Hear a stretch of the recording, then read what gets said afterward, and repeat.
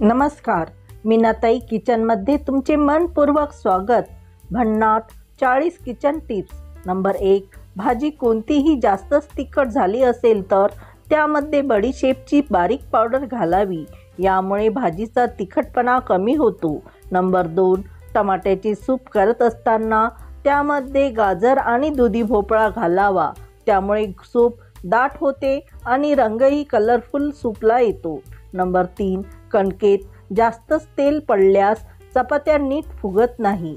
Number 4, मळलेली कणिक शिल्लक राहिल्यास प्लास्टिकच्या डब्यामध्ये टाकून फ्रीजमध्ये ठेवावी, काळपट व कडक होत नाही। नंबर 5, मिरची भजी करताना बेसनात खाण्याचा सोडा व मीठ घालावे। पीठ साधारण घट्ट भिजवून खूप फेटून घ्यावे। मिरची पिठात बुडवून देठाला धरूनच तेलात सोडावी। सोडा हळदीमुळे भाजी लाल होतात। तुम्हाला हळद टाकायची नसेल तर टाकू नका। नंबर 6, शेवभाजी करताना फोडणीत चिमूटभर हिंग घातल्यास शेवभाजी चविष्ट होते।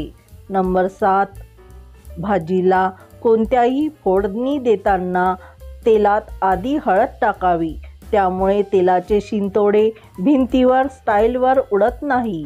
नंबर 8, उपवासाची भगर जास्त दिवस झाले की त्यात अळी किडे होतात किंवा भगरीला जाळी लागते, त्यासाठी भगर नेहमी फ्रीजमध्ये ठेवावी।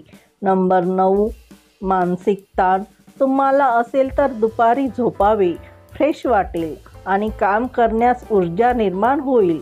नंबर 10, बटाटे नेहमी हवेशीर जागेवर साठवले पाहिजेत। काही स्त्रिया प्लास्टिकच्या पिशवीत बटाटे राहू देतात, या व्यतिरिक्त फ्रीजमध्येही बटाटे ठेवणं अयोग्य आहे। बटाट्यांना कांद्याबरोबरही ठेवू नये, कोंब फुटून खराब होतात। नंबर 11, व्हिटॅमिन सी, ए, आयर्न इत्यादी घटक पालकमध्ये असतात, जे केसाची वाढ होण्यास मदत करतात आणि केस गळणी थांबवतात। तसेच पालक नेहमी खाल्ल्यास चेहऱ्यावर चमकही येते। नंबर 12, उन्हाळ्यात आहारात मूग डाळ ठेवावी, पचनक्रिया व्यवस्थित होऊन पोटात थंडपणा निर्माण करते। नंबर 13, चहाची पावडर नेहमी उकळत्या पाण्यात टाकावी, त्यामुळे चहाचा रंग आणि स्वाद खूप छान येतो। नंबर 14, मधामध्ये मीठ मिक्स करून हिरड्या व दात घासावेत, हिरड्या मजबूत होऊन दात स्वच्छ होतात। हे आठवड्यातून एकदा करावे। नंबर 15, बद्धकोष्ठतेची समस्या असल्यास जेवण करताना भाजी जास्त प्रमाणात चपातीसोबत खावी, समस्या दूर होतात। नंबर 16, शरीरात साखरेचे प्रमाण वाढू नये यासाठी रोज रात्री मेथीदाणा भिजत घालावा आणि सकाळी रिकाम्या पोटी खावा। मेथीदाणा नियमित खाल्ल्यास शरीरात साखरेचे प्रमाण वाढत नाही। नंबर 17, सकाळी उपाशी पोटी मुलांना च्यवनप्राश खायला द्या, यामुळे मुलांची रोगप्रतिकार शक्ती चांगली राहते। नंबर 18, मुलांना दूध द्यायचे असेल तर दुधात वेलची, खडीसाखर मिक्स करून द्यावे, डोळे निरोगी राहून चष्मा मुलांना लागणार नाही। नंबर 19, थंडीमध्ये सांधे जास्त प्रमाणात दुखतात तर दुधात मखाना पूड मिक्स करून नियमित प्यावे। नंबर 20, बडीशेप पाण्यात मिसळून प्यायल्याने कंबरदुखीपासून आराम मिळतो। नंबर 21, पोट चांगले राहण्यासाठी रोज पेरू खावेत, याने आजारही दूर राहतात। नंबर 22, रोजच आपण वरण भाताचा कुकर लावतो, डाळीच्या डब्यात 1 चमचा मेथीची पुरचुंडी करून ठेवावी, यामुळे वरण रुचकर तर होतेच, पण तुरीच्या आमटीने अपचन होत नाही। नंबर 23, आपण मीठ घेण्यासाठी स्टीलचा चमचा वापरतो, मिठामुळे चमच्याला गंज चढतो।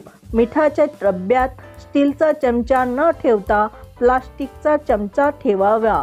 नंबर 24, पनीर मुलांना आवडत असल्यास पनीरचे पदार्थ नेहमी द्यावे, पनीरमध्ये प्रथिने भरपूर प्रमाणात असतात। नंबर 25, छातीमध्ये कफ पकडला असेल तर खजूर आणि दही मिक्स करून खावे. छाती स्वच्छ होऊन घसा साफ होतो. नंबर 26, शरीरावरील लटकलेली चरबी दूर करण्यासाठी नियमित डाळींचे सेवन करावे. नंबर 27, रोज काही वेळ नखे एकमेकावरती घासल्याने रक्तभिसरण सुधारते आणि केस गळणी थांबते. नंबर 28, केसाची ग्रोथ होण्यासाठी आवळा पावडर, रिठा, शिकेकाई व कलोंजी पावडर मिक्स करून केस धुवावेत. यामुळे केस सफेद लवकर होत नाही. नंबर 29, भाजी किंवा भातामध्ये मीठ जास्त झाल्यानंतर त्यामध्ये अखंड भरडी सुपारी टाकावी. सुपारी ही मीठ शोषून घेते. नंबर 30, डाळ हरभऱ्याची दळताना सोनेरी कलरवर थोडीशी भाजावी, म्हणजेच त्यापासून कोणताही पदार्थ पचायला हलका होतो. नंबर 31, उन्हाळ्यात नारळ पाणी आठवड्यातून 2दा प्यावे. शरीराला अशक्तपणा येत नाही. नंबर 32, आपण तूप बनवतो त्यावेळेस बेरीमध्ये बरेच तूप शिल्लक राहते.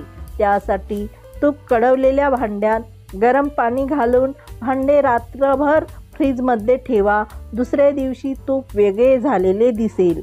नंबर 33, जर तुम्हाला वजन कमी करायचे असेल तर सकाळी रिकाम्या पोटी व्यायाम करावे. वजन कमी होण्यास मदत होते व शरीरातील रक्तभिसरण सुरळीत राहते.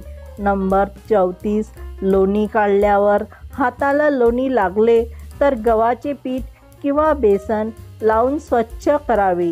नंतर हात धुवावे. लोणी सहज निघते. नंबर 35, काही लोकांना भरपूर साखर घालून चहा पिण्याची सवय असते. त्यामुळे लवकरच लठ्ठपणाचे शिकार होतात. नंबर 36, फ्रीजमध्ये पदार्थ कधीही उघडे ठेवू नयेत. याचा हानिकारक परिणाम आपल्या शरीरावर होतो. नंबर 37, बऱ्याच जणांना शेपूची भाजी खायला आवडत नाही. पण शेपूची भाजी भरपूर आरोग्यदायी असल्यामुळे कुठल्याही स्वरूपात भाजी खाणे फायदेशीर आहे. वडे, भजी किंवा थालीपीठमध्ये मिक्स करून शेपू भाजी खावी.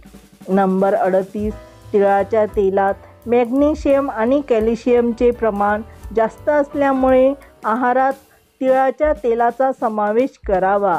नंबर 39, मानेचा काळेपणा दूर करण्यासाठी आंघोळीच्या 15 मिनिट आधी बेसन पिठात थोडा लिंबू रस पिळून त्याची पेस्ट करावी आणि ती पेस्ट 15 मिनिटे मानेवर लावावी. सुकल्यानंतर धुवून टाकावी. मानेचा काळपटपणा कमी होतो. नंबर 40, कच्च्या दुधात कापूस बुडवून चेहरा स्वच्छ करावा. दूध हे क्लिन्झिंगचे काम करते. वरील टिप्स कशा वाटल्या ते मला कमेंट करून कळवा आणि व्हिडिओ आवडल्यास व्हिडिओला लाईक शेअर करा. चॅनलवरती नवीन असल्यास मीनाताई किचन या चॅनलला सबस्क्राईब करा. धन्यवाद.